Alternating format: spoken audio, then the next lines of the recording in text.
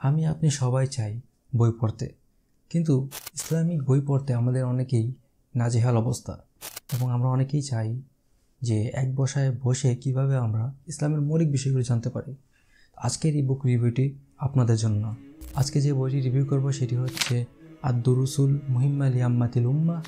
মূল লেখক হচ্ছেন ইমাম আব্দুল আজিজ বিন বাজ রাহিমাহুল্লাহ এবং এর অনুবাদ করেছেন আমরা সবাই চিনি শায়েখ ডক্টর জাইনুল আবেদিন বিন নোমান হাফেজাহুল্লাহ। বইটি পাবলিশ করা হয় ওয়াহিদিয়া লাইব্রেরি থেকে। এর মধ্যে 18টি অধ্যায় রয়েছে, যেখানে একজন মুসলমানের জন্য ইসলামের জীবনযাপনের জন্য তার যেই বেসিক যে ধারণা থাকা উচিত ইসলাম সম্পর্কে সেগুলি এখানে আলোচনা করা হয়েছে। যেমন এখানে ইসলামের ভিত্তি, ইসলাম, তারপর হচ্ছে লা ইলাহা ইল্লাল্লাহর শর্ত, রুকুন, তাওহীদ, শিরক, প্রকারভেদ এবং ইহসান, সালাতের শর্তাবলী, রুকুন, ওযু এবং শিষ্টাচার সম্পর্কে এখানে ধারণা দেওয়া হয়েছে।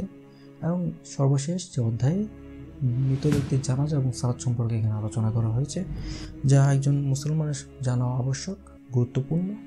এবং যারা ইলম অর্জন করতে চান তারা এই বই পড়ে এখান থেকে শুরু করতে পারেন, কারণ এখানে জাস্ট বেসিক ধারণা দেওয়া রয়েছে।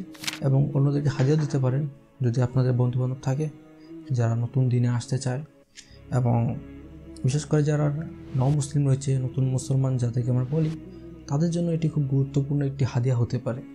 কারণ এখানে আপনাকে ইসলামের প্রাথমিক বিষয়গুলো, গুরুত্বপূর্ণ বিষয় রয়েছে সেগুলি খুব সুন্দরভাবে উপস্থাপন করা রয়েছে এবং বাংলা অনুবাদটাও খুবই সহজ বোধগম্য হয়েছে।